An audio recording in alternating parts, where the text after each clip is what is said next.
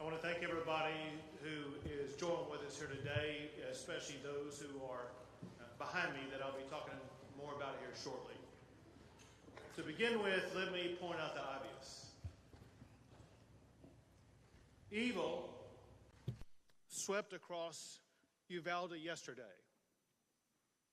Anyone who shoots his grandmother in the face has to have evil in his heart. But it is far more evil for someone to gun down little kids. It is intolerable and it is unacceptable for us to have in the state anybody who would kill little kids in our schools. Children are a blessing. God teaches us that. They're filled with laughter, innocence, and joy. Their love is a gift that parents get to unwrap every single day. Parents in Uvalde had that gift taken away from them, stolen by a demented person. Days before yesterday, when these children were at school, some were receiving awards for perfect attendance. These kids will never attend school again. To say the least, Uvalde has been shaken to its core. Families are broken apart. Hearts are forever shattered. All Texans are grieving with the people of Uvalde, and people are rightfully angry about what has happened. Events like this, they tear at the fabric of a community. Our job is to ensure that the community is not going to be ripped apart. All Texans must come together and support the families who have been affected by this horrific tragedy. What they need now more than ever is our love. What they need is uplifting from all of our fellow Texans and all of our fellow Americans. And let me emphasize something that I know you all know. But the reality is, as horrible as what happened, it could have been worse. The reason it was not worse is because law enforcement officials did what they do. They showed amazing courage by running toward gunfire for the singular purpose of trying to save lives. And it is a fact that because of their quick response, getting on the scene, being able to respond to the gunman and eliminate the gunman, they were able to save lives. Unfortunately, not enough. But I want to make sure that everybody knows, all of the law enforcement agencies and groups that are involved and were involved in this process. The Texas Rangers are leading the investigation, and they are supported by the Texas Department of Public Safety Highway Patrol, the Texas Department of Public Safety Criminal Investigative Division, DPS Aircraft, DPS Intelligence Counter and Terrorism Division, DPS Crime and Victim Support. They're also supported by the Texas Division of Emergency Management, the FBI, as well as multiple federal partners, including the DEA, ATF, HSI, and Border Patrol.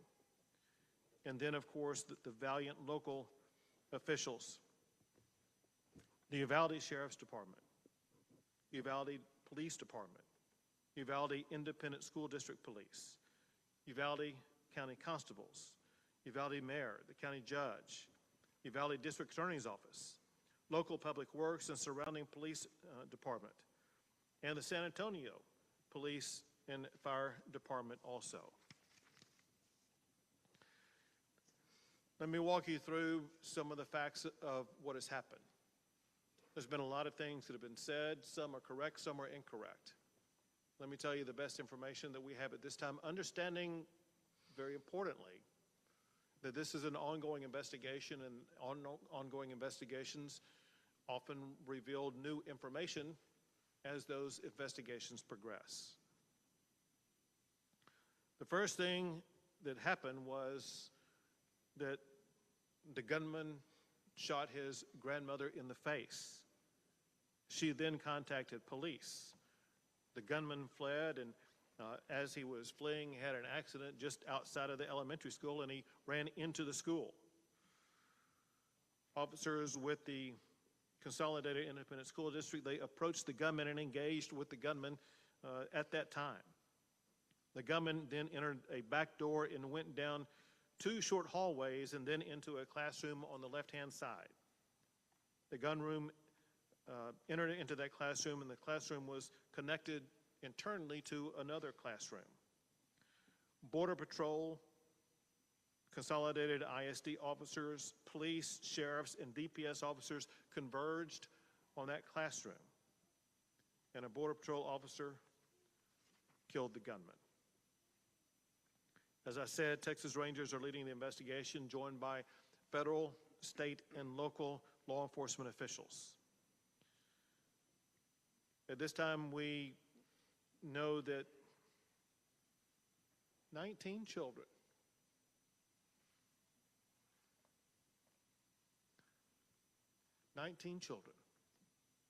have lost their lives. 2 faculty members lost their lives. In addition to that, there are 17 people who are injured, but their injuries are not life-threatening. All family members of all of these students and faculty members have been contacted and informed about the circumstances. Officials are working with parents to ensure that their parents are going to be able to see their children. Parents should contact victim services at the county fairplex. We know that there are parents still striving to make a connection. All parents are welcome and urged to contact victim services at the county fairplex. The gunman was 18 years old and reportedly a high school dropout. Reportedly, there has been no criminal history identified yet. He may have had a juvenile record, but that is yet to be determined. There was no known mental health history of the gunman. He used one weapon, which was an AR-15, using 223 rounds. There was no meaningful forewarning of this crime other than what I'm about to tell you. As of this time, the only information that was known in advance was posted by the gunman on Facebook approximately 30 minutes before reaching the school. The first post was to the point of, he said, "I'm going to shoot my grandmother."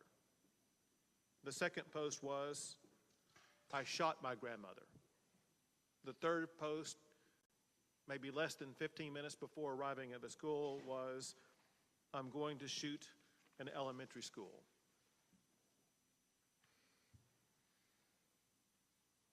I mentioned that during the shootout that took place at the school. In addition to the students and the faculty, there were 3 officers who were injured who were all remain in good condition. 1 deputy sheriff lost a daughter in that school. Before coming out here, we had a long discussion with law enforcement at all levels. We had a discussion with community leaders, elected officials. And I asked the sheriff and others an open-ended question and got the same answer from the sheriff as well as from the mayor of Uvalde. The question was, what is the problem here? And they were straightforward and emphatic. They said, we have a problem with mental health illness in this community. And then they elaborated on the magnitude of the mental health challenges that they are facing in the community and the need for more mental health support in this region. I want to make sure everybody understands the mental health services that are available at this time, with me making one clarifying point in advance that I'm going to redouble on in the aftermath. Whenever anything as shocking and extraordinary and disturbing as this event occurs, there is an urgent need for everybody affected to access mental health. I cannot be more emphatic than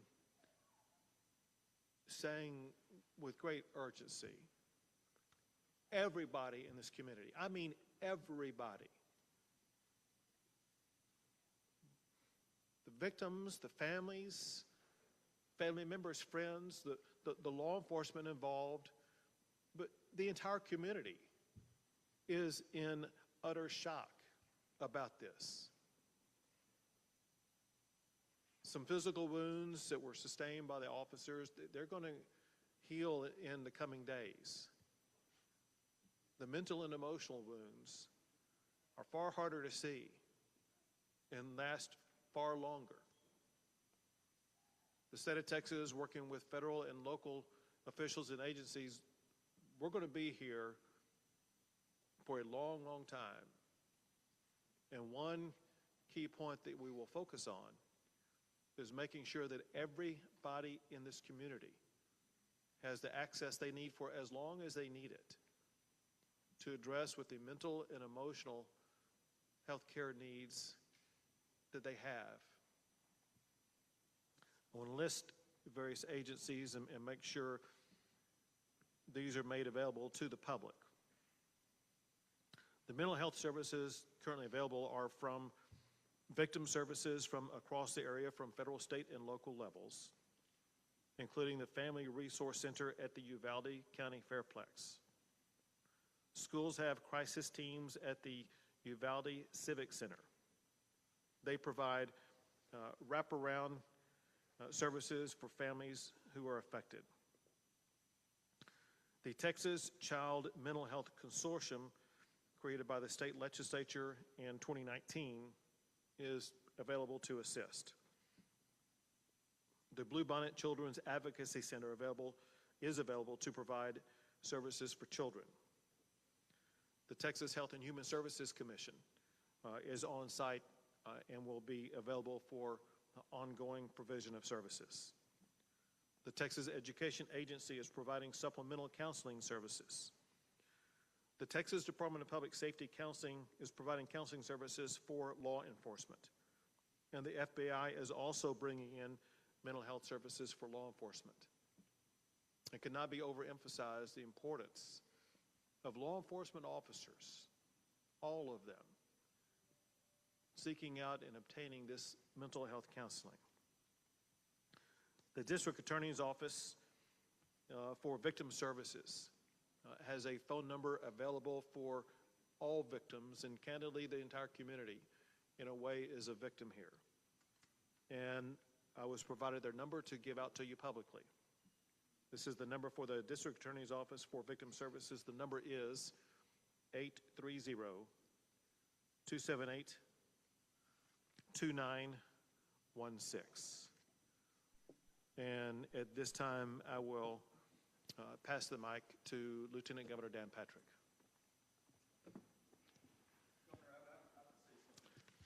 Excuse me. Excuse me. Excuse me.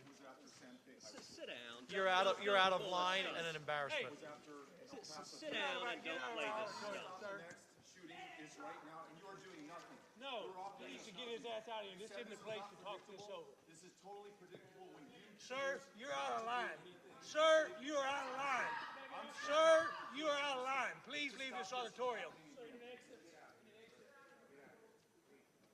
I can't believe you're a sick son of a bitch that would come to a deal like this to make a political issue.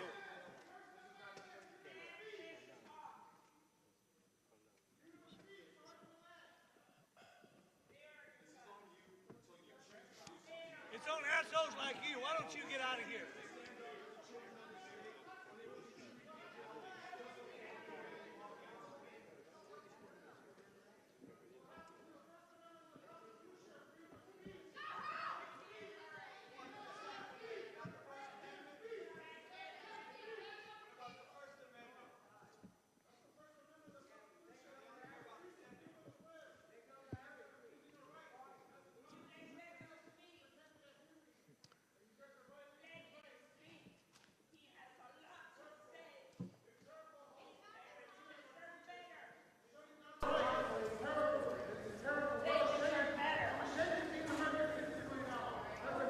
Then leave.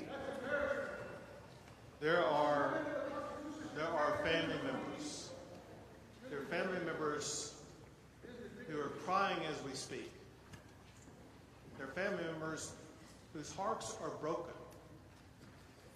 There's no words that anybody shouting can come up here and do anything to heal those broken hearts.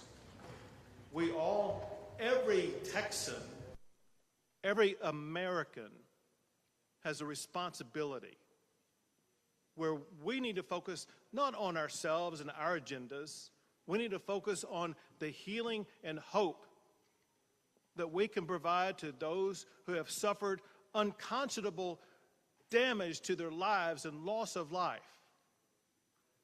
We need all Texans to, in this one moment in time, put aside personal agendas, think of somebody other than ourselves, think about the people who are hurt, and help those who have been hurt.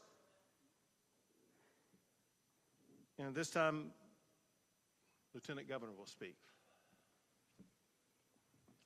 I was just about to say that there will be plenty of time to discuss and analyze what happened yesterday and do everything that we can within our power to hopefully prevent it from happening again. But now is a time, people watching around the world, in this country, in this state, to focus on these families, as the governor just said. Right now, we need to put our arms around the families of these victims, the students and the teachers. This is not a partisan issue. This is not a political issue. This is an unimaginable moment that will impact the lives of those who lost their children and those who survived, the adults and the teachers, the men and women of law enforcement who were there. We are better than this as a country. We are better than this. These types of crimes, when you see children killed, go to the very core of all of us who have children or grandchildren. We can't imagine the pain that these families are going through. We saw it 4 years ago in Santa Fe. So can we not be a nation that can stand together for at least a day or a week or a month?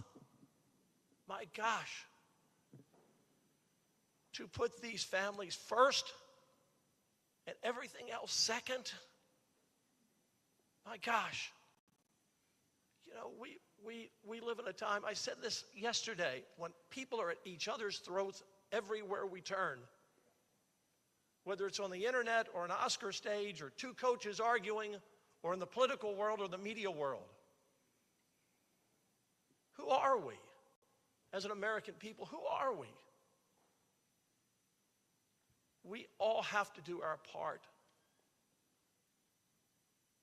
All do our part to make us a better people and a better nation. Evil will always walk among us. And in times like this, I've seen it. The governor's seen it. The speaker's seen it. The senators have seen it. The attorney general's seen it.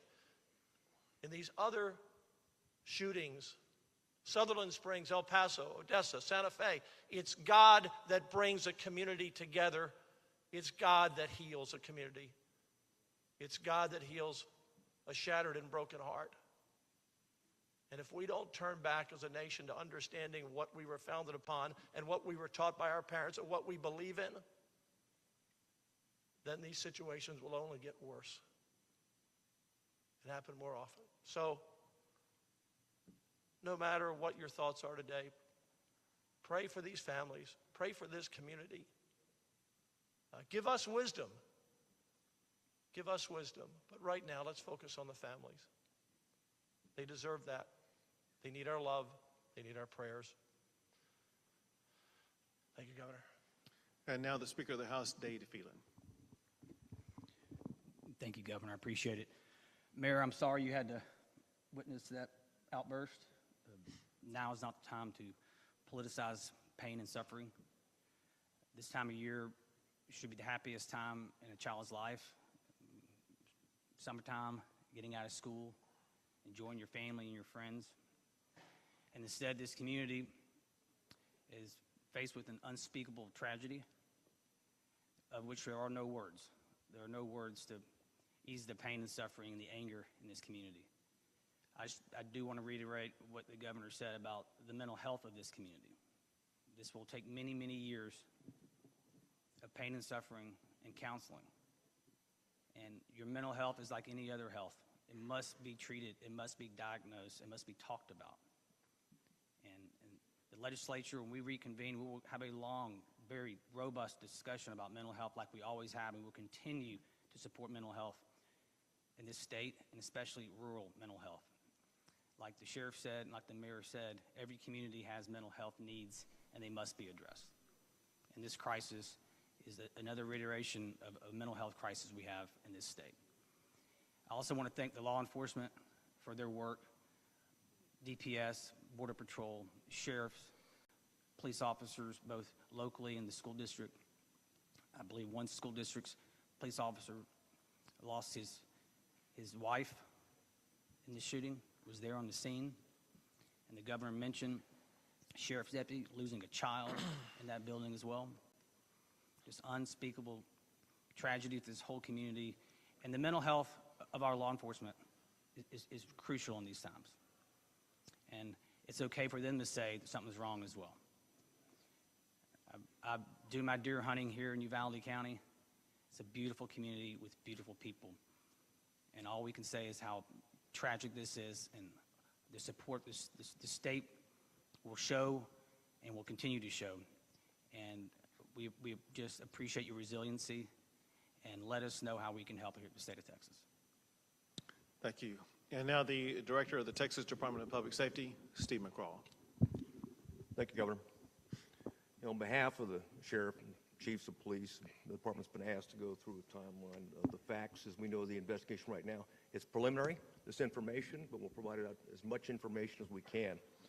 First, as already reported, Salvador Ramos was responsible for the horrific attack and killing of 19 school-aged children and 2 adults. He was 18 years old, as previously reported. He was dropped out of school. He had no criminal history that we've been able to find or detect at this particular point. He lived with his grandmother, Celia, who is 66 years old. On March 17th, Ramos purchased a semi-automatic rifle at a local sporting goods store.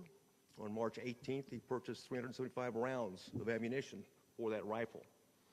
On March 20th, he purchased another semi-automatic rifle at that same local store. The FBI has been able to find information on his Facebook account that the governor already provided you information on. At approximately 11 o'clock, he announced, on Facebook, a message that he was going to shoot his grandmother. He shot his grandmother. He re-reported that he had shot her. And after that, he reported that he was going to a school to attack it. Now, he didn't identify the specific school. He did say elementary at that point in time. But the timeline is anywhere from 11 to 11:30.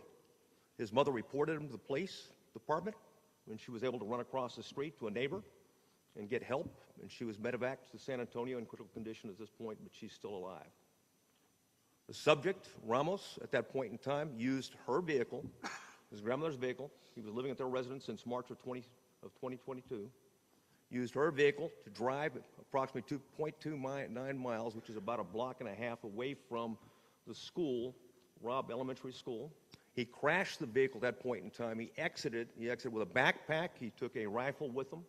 One rifle. It was a Daniel Defense that he had previously purchased and had mentioned. He went towards the west side of the campus, which is a back door.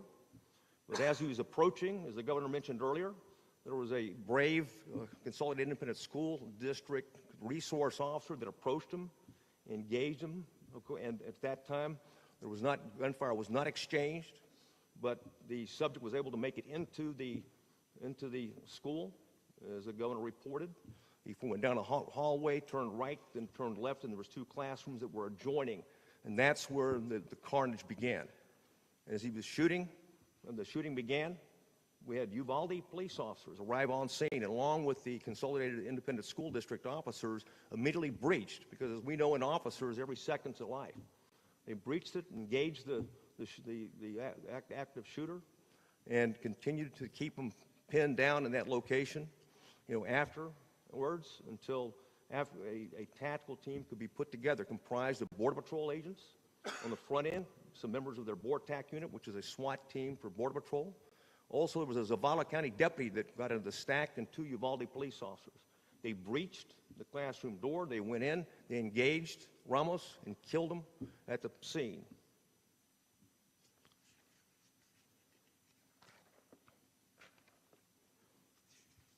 That covers it, Governor. One thing I'd like to say, though, and you hit the nail on the head, is that in the profession of law enforcement, it is a profession. What looks right and how we measure ourselves is the absence of crime and disorder. Obviously, this is a situation we failed in the sense that we didn't prevent this mass attack. But I can tell you those officers that arrived on the scene and put their lives in danger, they saved other kids. They kept them pinned down. And we're very proud of that. At the same time, we're always looking to get better and look at anything that might have been out there. We've yet to find a clue, whether it's social media or other indicators that might have given us any type of idea that he was about to do something like this. It gives an opportunity to prevent it because, as we know, the overriding priority of you, certainly the legislature in Texas and the people of Texas, is that it's all about prevention. Prevent the next mass attack. And thank you for your leadership, and Speaker and Lieutenant Governor. Thank you. Thank you. And now the Superintendent for the Consolidated Independent School District, Hal Harrell. Thank you, Governor. Thank you for being here today. Thank you for your support. I appreciate your team coming and speaking to us and providing the services and resources that you have. As superintendent, I could never imagine a day like yesterday. End of school, award ceremonies, the time of a second, third, or fourth grader's life at that point. It was a senseless and tragic event, and this magnitude in our community is heartbreaking. It really is. We have had a lot of support here from our community, surrounding counties, surrounding districts, and all over the state, and I appreciate you for thinking of us and sending that support. I have to relay the heartbreak of our teachers at Robb campus. I met with them this morning, but as I looked across that room, there was a group of heroes in that room. If it weren't for them, along with the law enforcement that came, that were willing to cradle their kids get them out of the classroom when it was safe, when they were guided, and the trust our kids had in their teachers. That says volumes for our staff here in Uvalde. They are heroes. They did heroic things yesterday, and they are always very humble, but they are truly humble heroes. Yesterday, we lost 2 teachers. These 2 teachers, I would say, are the cornerstone of that campus to some great degree. They're 2 beautiful souls. They have taught on that campus for many years. They have kids in our district, and they poured their heart and soul into what they did in educating our kids in Uvalde. 19 students, 19 precious students who came to school yesterday to enjoy the day, to enjoy the award assembly. And as I look at their pictures, you can just tell by their angelic smile that they were loved, that they loved coming to school, and they were just precious individuals. This is a difficult time for everybody. We are hurting. We have been cut deep here in our community. We will move forward. It's going to take some time moving forward.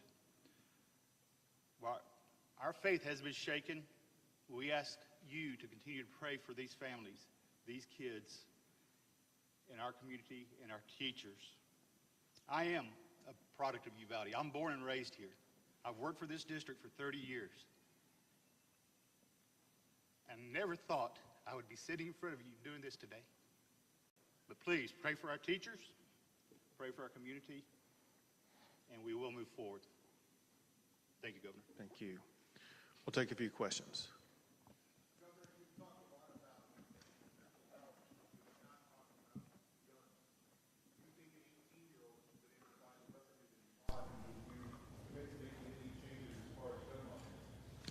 So the ability of an 18-year-old to buy a long gun has been in place in the state of Texas for more than 60 years. And think about during the time over the course of that 60 years, we have not had episodes like this. And why is it that for the majority of those 60 years, we did not have school shootings? And why is it that we do now? The reality is I don't know the answer to that question. However, what I do know in talking to the leaders here, as well as leaders in other locations around the state, and that is one thing that has substantially changed is the status of mental health in our communities. What I do know is this, and that is we as a state, we as a society, need to do a better job with mental health. Anybody who shoots somebody else has a mental health challenge, period. We as a government need to find a way to target that mental health challenge and do something about it.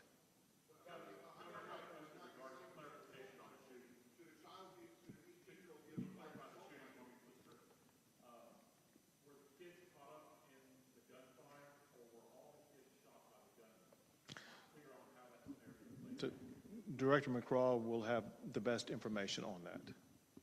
We're in the process of doing the crime scene right now. The first one being the school, the second being the vehicle, and the third, the grandmother's residence.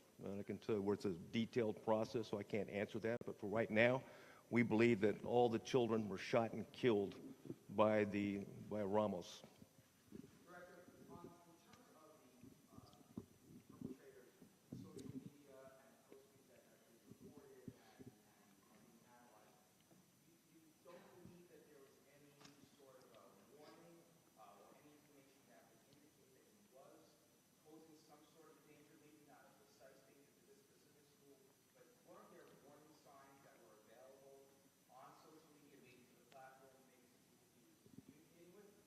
We did see some, and I think one was of a concern, and that concern was, relayed to allegedly, we haven't confirmed it yet, to someone in California who didn't report it. And we're in the process of working with the FBI right now to make sure she's interviewed and find out more about it. There may be other clues out there right now that we're not aware of.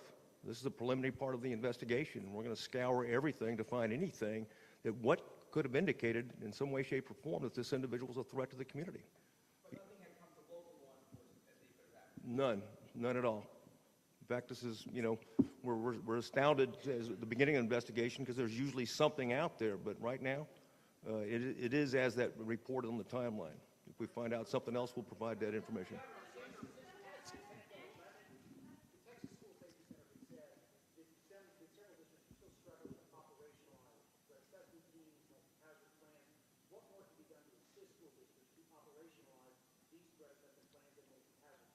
So I'm going to answer in part, but we also have the TEA Commissioner Mike Morath with us, who may be able to shed additional light. But here's the information that we know, and you pointed out SB 11. Listen, as you know, but others may not. People need to understand that in the aftermath of the Santa Fe shooting, I signed 17 laws to address school safety, and one of them dealt with threat assessment and preparation for threat assessment. And there are certain standards that schools are required to comply with to make sure that they are addressing threat assessments.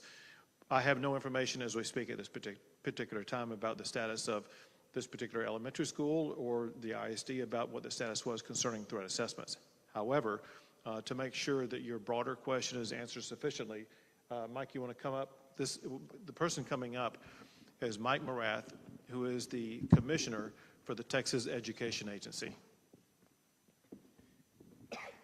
So there's significant appropriations provided to ensure that the local school systems around the state have resources for this. One of the components of Senate Bill 11 was a school safety allotment. There was additional upfront funding for that. The Texas School Safety Center and our agency work in collaboration to provide technical assistance and training to school district leaders, counseling team leaders, others, to ensure that the threat assessment protocols and these procedures, including threat response plans and the operational multi-hazard plans, are practiced on a recurring basis. So there have been essentially fairly significant efforts to bolster those managerial practices and these detective or preventative practices in schools all over the state of Texas. We will continue to do more.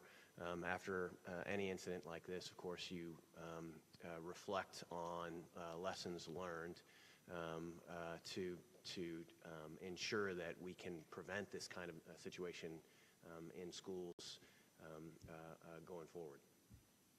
Yeah, if I can just add to that. One sec. I'll call on you next. 1 second. If I can just add to that briefly, in 19, the House and Senate worked together, put $100 million into trying to give the schools all the tools that they needed to try and protect the student. The Marshals program, the Guardian program to arm teachers where schools want it. We left a lot of those programs optional up to the parents and the school boards and the school districts, and they're doing the best they can. And you're always going to have, again, no matter what you do, there's going to be someone to find another area that's vulnerable. But the legislature did act. The governor signed those bills, but we can and need to do more. And in the area of mental health, we've also been working on that as well, but need to do more. We've got to, in our smaller schools, where we can get down to one entrance might be one of those solutions. If you had taken 3 more minutes to find an open door, police were there pretty quickly. But this school district has been doing a really good job in trying to protect their students, and those teachers died yesterday protecting their students. And this is a continued work for us. Governor, you were at a political fundraiser in Walker County. Why did you not cancel that event? And your press office has stated that you plan on canceling all future political events going forward until further notice. Does that include the NRA convention here in Houston on Friday? So first, with regard to yesterday, I was actually in Taylor County responding to a different disaster, a disaster of fires that had ripped through Taylor County and destroyed 20 homes. And that is when I learned about the shooting that was taking place pretty much at that time here. On the way back to Austin, I stopped and let people know that I could not stay, that I needed to go, and I wanted them to know what happened and get back to Austin so that I could continue my collaboration with Texas law enforcement to make sure that all the needs were being met here in the Uvalde area. As far as future plans are concerned, listen, I'm living moment to moment right now. My heart, my head, and my body are in Uvalde right now, and I'm here to help the people who are hurting.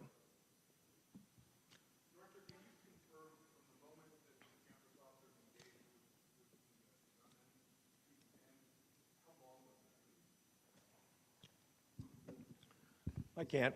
It's going to be within a minute, like 40 minutes or something, within an hour, but I don't want to give you a particular timeline.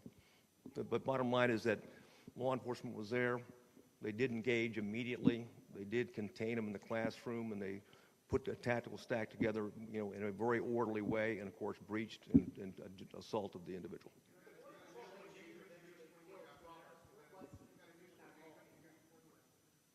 The initial engagement? No, I mean, yeah, it was just, it confronted him and wanted to find out, because he read the report, heard the accident, and was out trying to check on that particular crash when he saw it.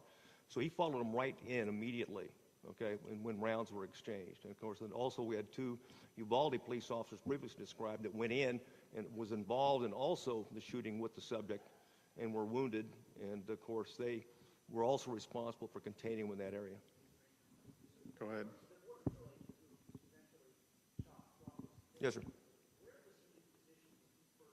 Well, I don't know where he was in the community, but obviously in the Uvalde area, because they got there so quickly and in force. And of course, I'll let them answer that question. But they were there in force, and of course, they were importantly, they had some members of their tactical team there on the Bortec team, and they took the lead on that stack. But I'll defer to, I think I have a Border Patrol uniformed.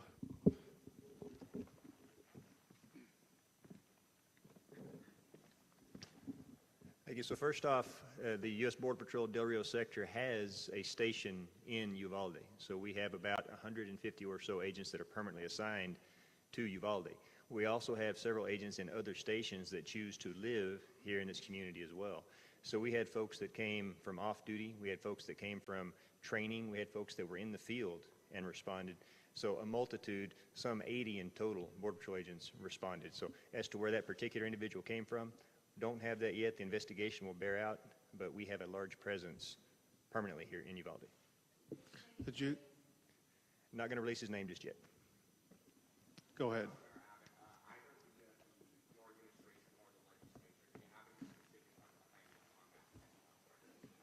We began talking about it in there. I'll just tell you one thing that we talked about, which is something we've heard in some other regions of Texas also, and that is in approximately maybe as much as a 40-county region around the area where we gather right now. There is no mental health hospital, and there is a shortage of beds for mental health in this region. If someone is suicidal, if someone has a mental health problem, they oftentimes would have to go to someplace like San Antonio. And with the growing population in this region, with the profound mental health challenges that were discussed with us, one takeaway I had was that there is greater need for a physical mental health care facility in this region. But we know that buildings don't treat people, people treat people. And so there needs to be more personnel, more strategies, a greater understanding by the mental health care provider community about what the needs are, and they will be best equipped to know the best way to provide, or let's say meet those needs.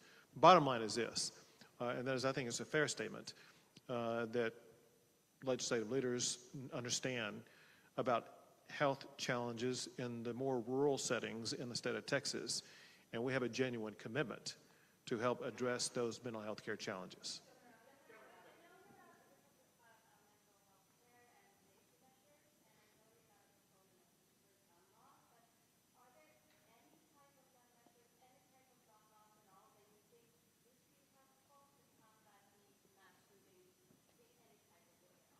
It's one of those issues that was widely discussed in the last several sessions, in particular in the 2019 session. And pretty much every issue was raised by one legislator or another about potential ways to address shootings like this.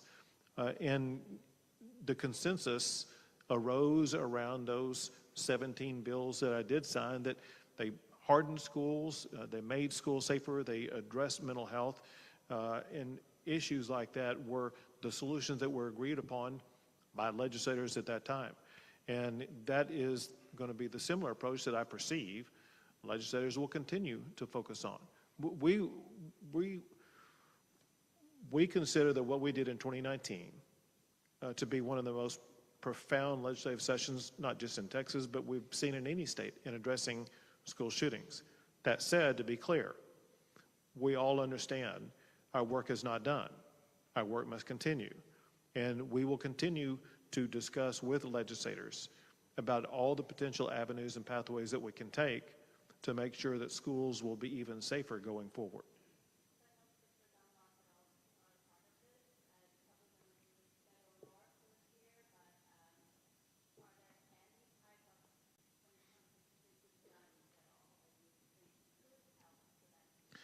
And I know people like to try to oversimplify this. Let's talk about some real facts. And that is, there are, quote, real gun laws in Chicago. There are, quote, real gun laws in New York. There are real gun laws in California. I hate to say this, but there are more people who were shot every weekend in Chicago than there are in schools in Texas. And we need to realize that people who think that, well, maybe if we could just implement tougher gun laws, it's going to solve it. Chicago and LA and New York disprove that thesis. And so if you're looking for a real solution, Chicago teaches that what you're talking about is not a real solution. Our job is to come up with real solutions that we can implement.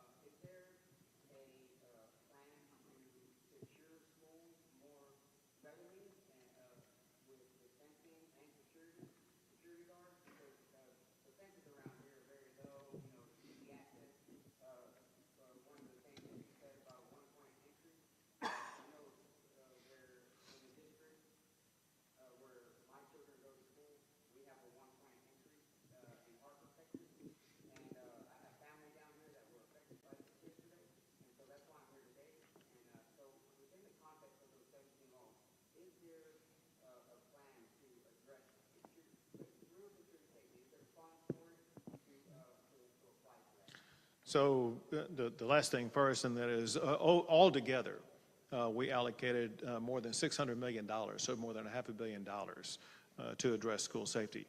As it concerns the first parts of your question, the answer is, with the laws that we passed in 2019, which is 3 years ago, all those measures that you were talking about were included in those laws. Let me give you several examples.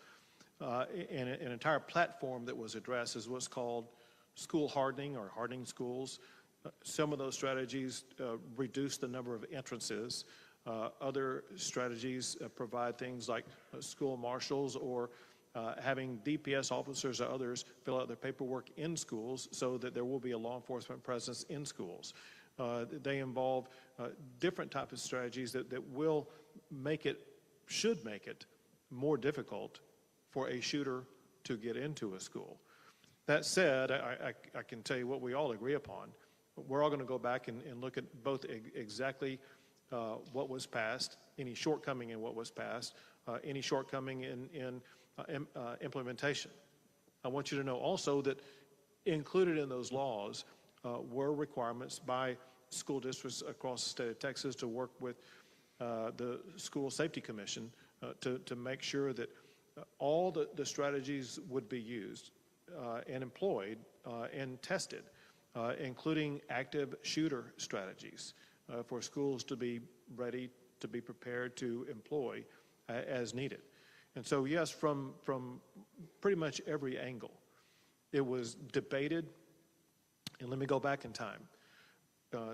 This is something where I began working up the governor's plan to respond to this a year in advance. And legislators had an entire year to be looking at that, to be debating that, to be getting prepared for that.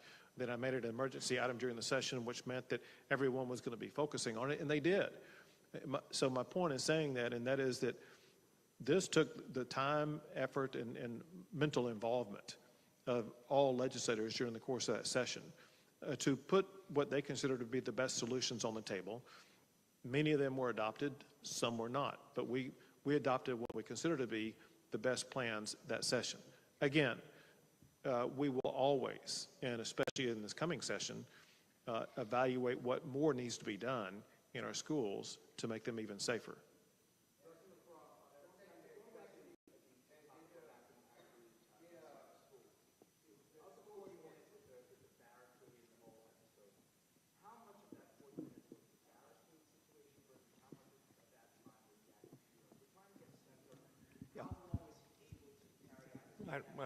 Yeah, I understand that. We're looking at now we're getting the surveillance video, so we can go frame by frame and track that every minute. So that's part of obviously the investigation, and I'd wait until we've completed that part before we provide that information. Yeah, right now, I don't want to say because I think we have an answer, but we haven't confirmed it yet. No, he was not. He was not chased. No, not at all.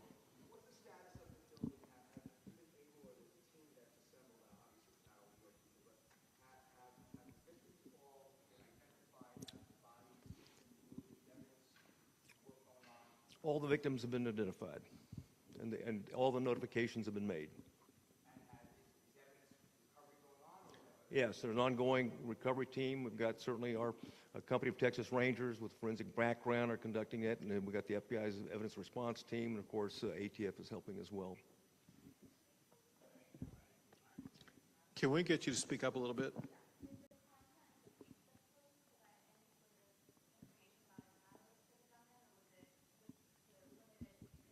No, there's limited information. We don't see a motive or catalyst right now. We're looking for it, scouring, and we'll continue to do so. They were public, like anything else. They were out there, and he was trying to communicate. And of course, some of the information is we're going to have to continue to do interviews with people that he'd been in contact with. So we're not even close to being done yet.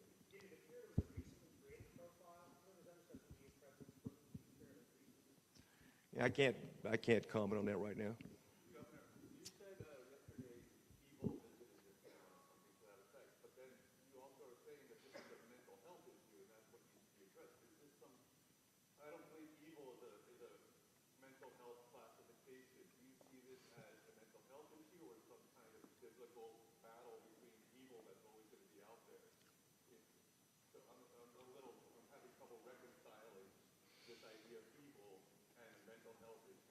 So, and very interestingly, in the meeting that we had before coming out here, I raised that exact issue because we talked about mental health. And to me, someone who is as demented as it takes to kill little kids, it goes beyond, seems to me, a mental health issue. I mean, that is the sheer face of evil itself. And so, listen, I'm not a doctor. I can't classify these things. And I don't know the extent to which mental health would be able to address someone who has the challenges that they would shoot their grandmother and then shoot and kill all these babies, all these young kids. Kind of what was pointed out at the time in our discussion earlier is there could have been a time earlier in his life when it was a more typical mental health issue that could have been addressed. I don't have any information about that, and maybe others don't either, but is there a difference between a mental health challenge that can be addressed and evil? I don't know. It's a big...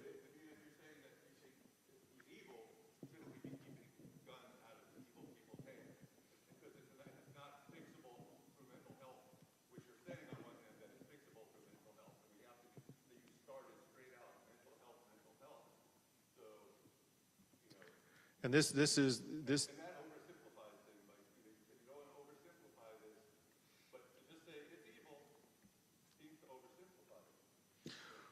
Well, it obviously is a meaningful characterization, and the point is this: if you know someone more evil, I want to see what they did, but I consider this person to have been pure evil. Go ahead. Say it again.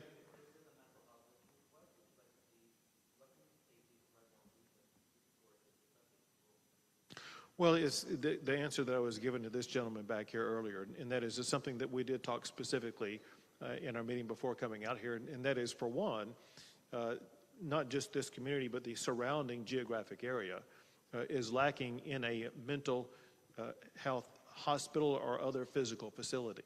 And there literally are either no beds or inadequate beds to address those with mental health challenges.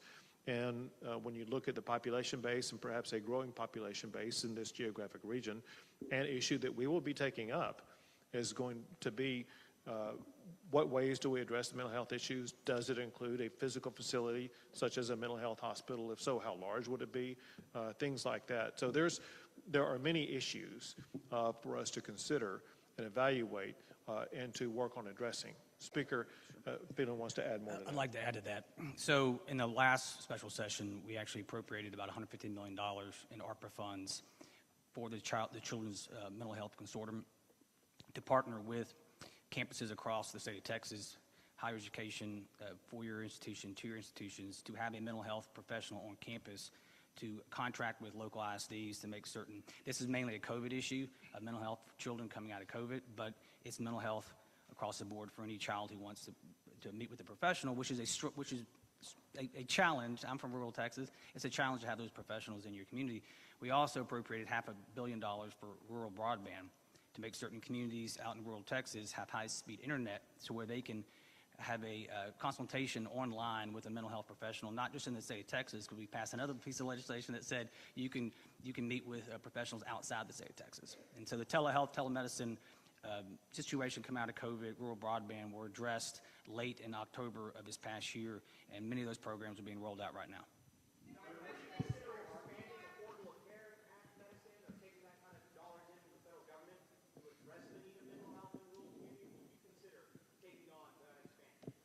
We have other ways of addressing it and other funds available for it.